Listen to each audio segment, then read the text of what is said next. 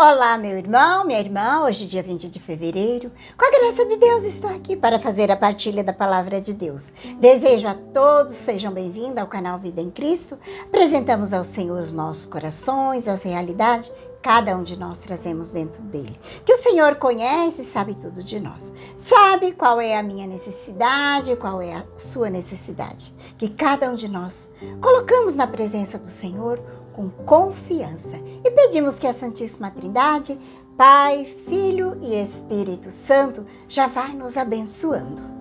O Evangelho hoje de São Marcos vai dizer que Jesus partiu com seus discípulos para o vilarejo de Cesareia de Filipe. São Marcos, ele escreveu esse Evangelho, São Mateus também escreveu. E hoje nós vamos ouvir o Evangelho na versão de São Marcos. O evangelista São Marcos, ele era discípulo de São Pedro e ele acompanhava São Pedro em Roma e escrevia as pregações de São Pedro. São Pedro, ele dava às vezes umas vangloriadas. Por isso que aqui não aparece aquilo que nós vamos ver em São Mateus. Porque Jesus diz para Pedro, Pedro, sobre você construirei a minha igreja. Pedro, tu és pedra, e sobre você construirei a minha igreja. E a porta do inferno não dominará sobre ela. Eu te darei a chave do reino do céu, e o que você ligar na terra será ligado no céu, e o que você desligar na terra será desligado no céu. Essa versão é de São Mateus. São Marcos, ele não vai narrar isso. Certamente Pedro não quis falar isso para não se exaltar, como lá no Evangelho de São Mateus. E São Mateus, ele escreve essa parte que é fundamental, é a instituição da igreja. Sobre São Pedro, o evangelista vai dizer então que Jesus partiu com seus discípulos para Cesareia de Filipe. Este Filipe que aparece aqui é o irmão do rei Herodes Antipas. Aquele que tinha mandado matar João Batista, tinha ficado com a esposa de Filipe, lá na Galileia. Lá na Galileia tem duas Cesareias.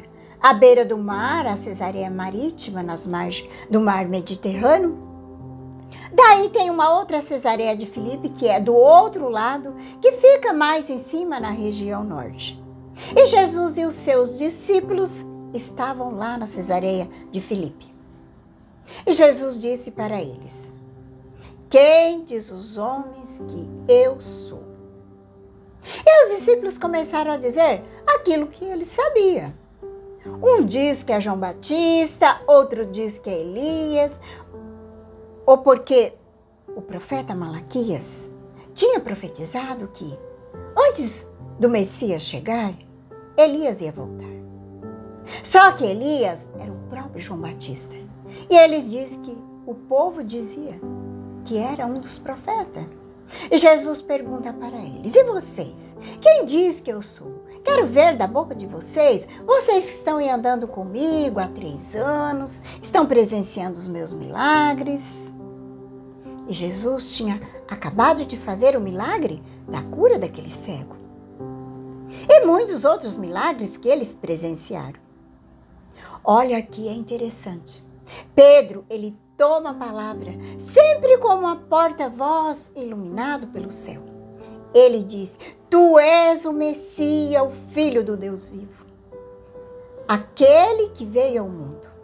E Jesus proíbe ele severamente que não falasse nada a ninguém a respeito dele. Sabe por quê?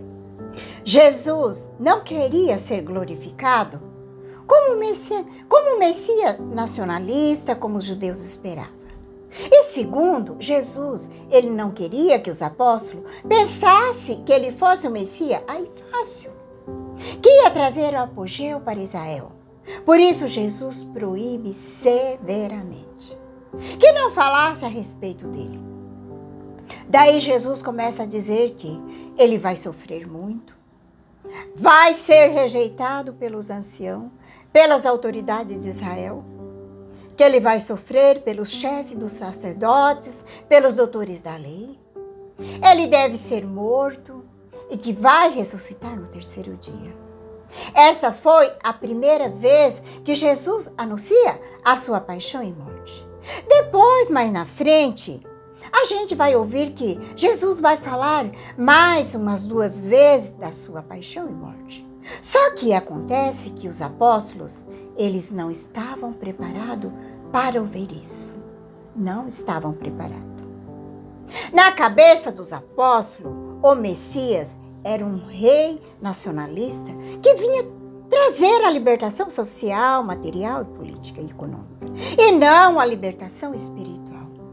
A maior dificuldade que Jesus teve foi fazer os apóstolos entender isso. Aquilo que Jesus vai falar para Pilato: o meu reino não é deste mundo. Fica tranquilo, eu não vim para te derrubar. E Pilato ficou tão grato que queria até soltar Jesus. E aqui vamos ver Pedro com essa mentalidade antiga. Essa mentalidade antiga dele, que começa a repreender Jesus. Diz o evangelista São Marcos que Pedro tomou Jesus à parte e começou a repreender. No evangelho que já vamos ouvir, vamos ver o próprio Pedro falando. Mas olha que é interessante aqui.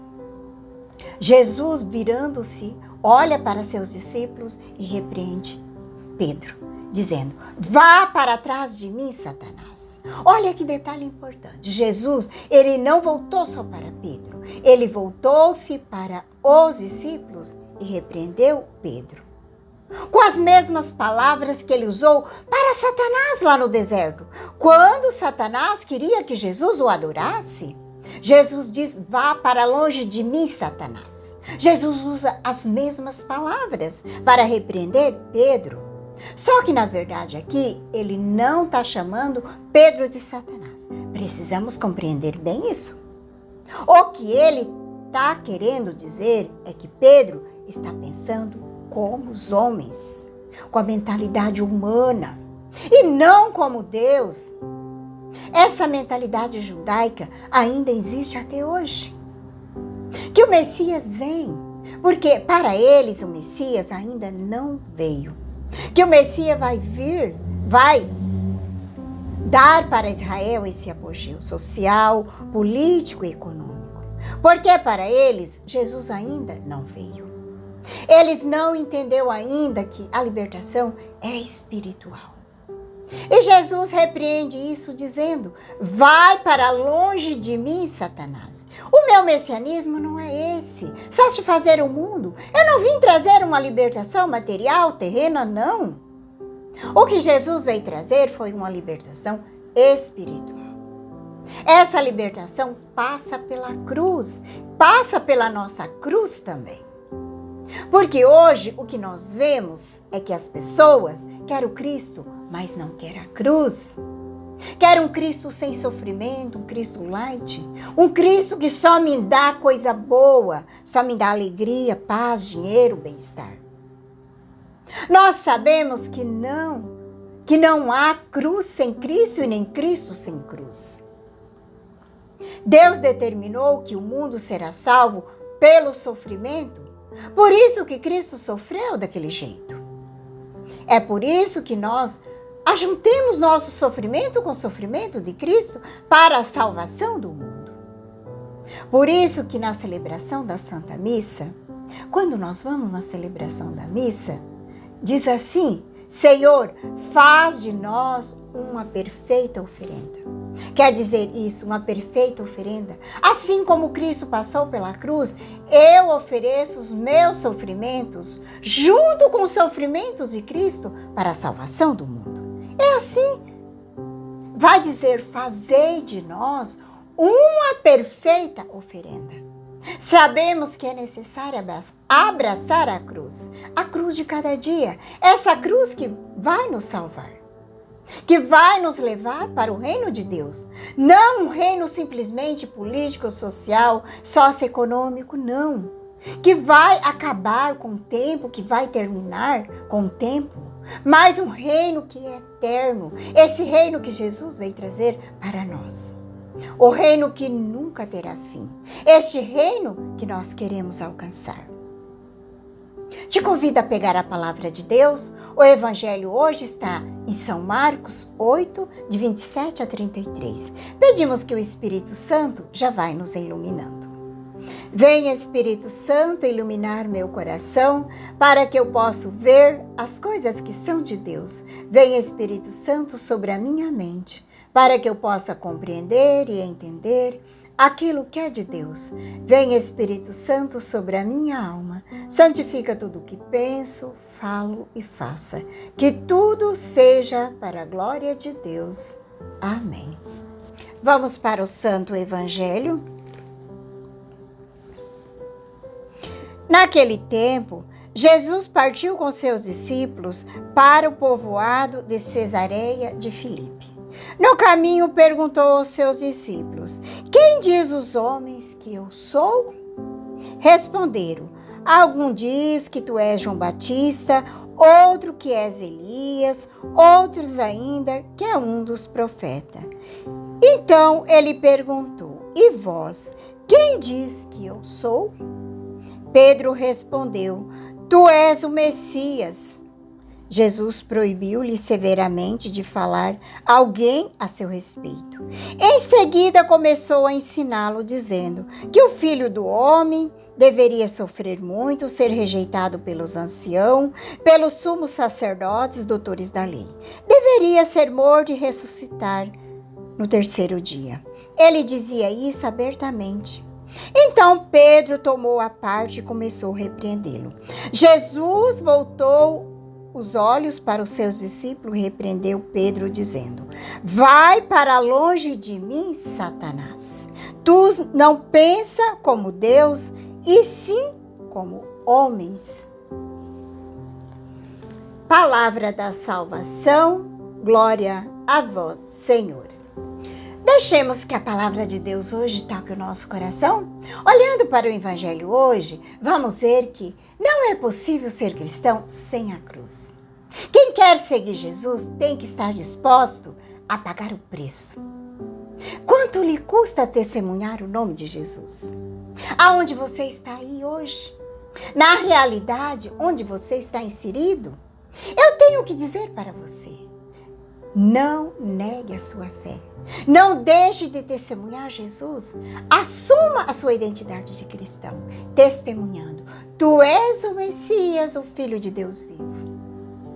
Um grande abraço a todos. Que a paz de Jesus e o amor de Maria esteja no teu coração. Que Deus Todo-Poderoso nos abençoe. Em nome do Pai, do Filho e do Espírito Santo.